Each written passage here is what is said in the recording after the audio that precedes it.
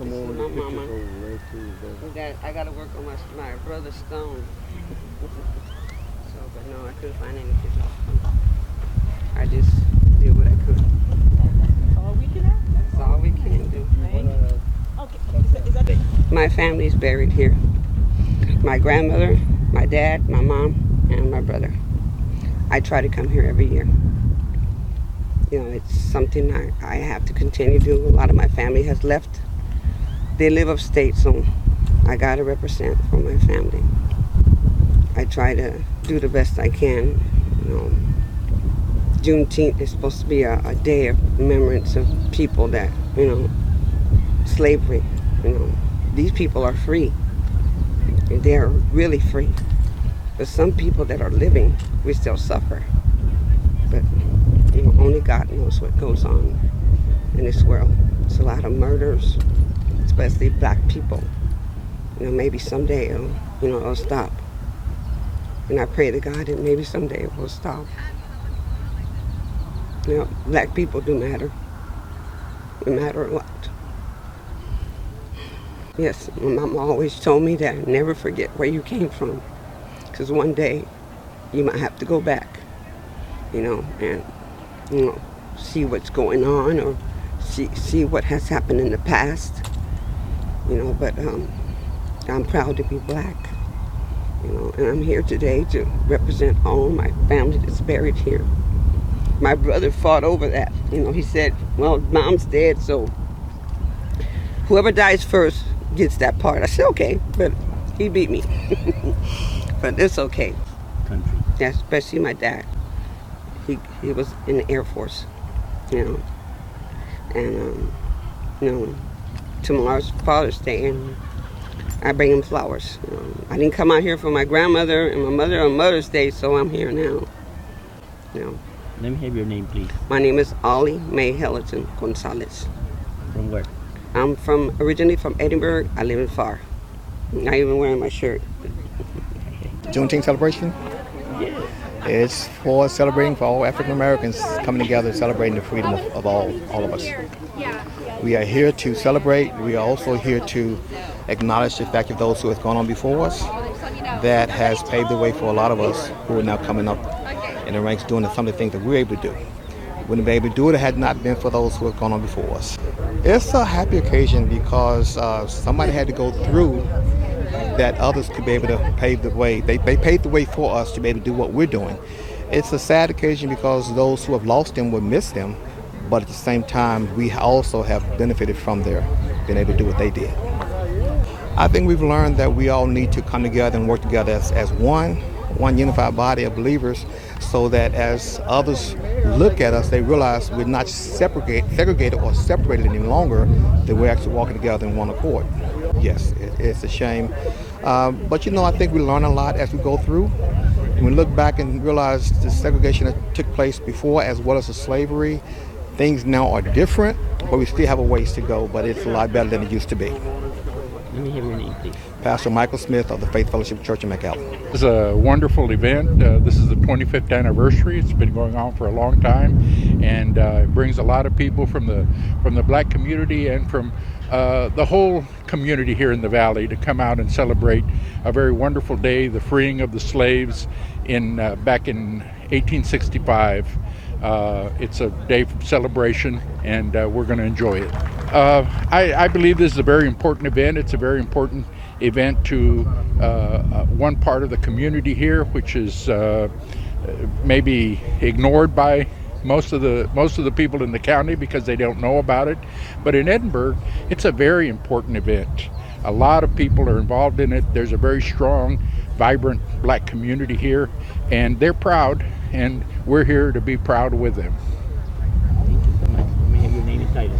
I'm Alex Moreno, and I'm the chair of the Hidalgo County Historical Commission.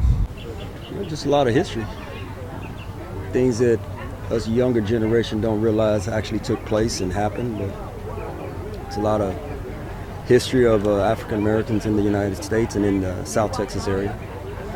And, this is the area that my family grew up in, Harlingen, Edinburg, so it kind of brings me home. Just like I said, the joy of knowing they went through something that we don't have to go through, so kind of paved the roads for us. So it's a blessing to be out here. It's a blessing to be a part of this. Let me have your name, please. Carl Flowers. We know that this is where unmarked graves were placed for African Americans in the community. We also know that this part was not really taken care of like the other parts of the cemetery, and one man would come out, he would cut the grass, he'd maintain everything to the best of his abilities. Every time we come, we learn something new that they found, or we learn something new that we didn't know about the celebration in general, and it's very informative, and I really like coming every year. Let me have your name, please. I am Kaya Woodard. From where? Edinburg. This is a good group this morning. We're so excited. There are a lot of people that have been working very, very hard for quite some time. The group is getting larger, and obviously we're seeing a bigger and better crowd. We're so excited for the 25th anniversary of Juneteenth. We've been celebrating for a while, and the community, I think, is just now realizing that we're doing this. So we're excited, and we welcome you to Hillcrest Memorial Park, West Lawn particularly here, that has a great history behind it, and you'll find out more today. We welcome you. Of the end of slavery in the state of Texas at the conclusion of the Civil War. And whereas on June 19th, 1865, Major General Gordon Granger arrived in Galveston with a contingent of federal troops and publicly read General Order Number 3, which proclaimed that all 250,000 slaves in Texas were free from that date onward. Since then, Juneteenth has become an annual commemoration of this momentous event, and it has been an officially recognized holiday in Texas since 1980. Whereas festivities in Edinburg kick off with the 25th anniversary memorial observance at the 90-year-old African American burial ground where the city's first Juneteenth celebration was held in 1993. On that date, the site was renamed West Lawn Cemetery, and in the years since, many area residents have dedicated themselves to maintaining the graveyard.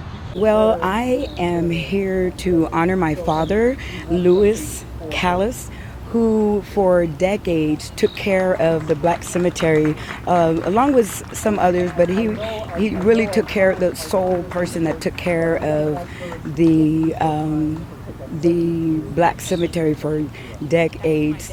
I'm just here to honor his legacy, because this celebration is a part of that, his contributions that he made to the community. And I'm just ecstatic. I try to be here as much as I can so that his legacy will continue, and so that we will never forget his contributions. I remember as a little girl sitting on his lap, coming over, and he on the riding lawnmower. I had no idea the significance of what he was doing, and now as an adult, it makes my heart so happy to know that my father was such an honorable man. Yeah, he was a big part of it. He was definitely a big part of it, along with Valerie Ramirez. And but he was definitely a huge catalyst, and that's why his picture is on the fence, and because he has been honored with that. And like I said, I come, and I also have been a participant. This is the first year that I have not been a participant, or that they did not ask me to participate.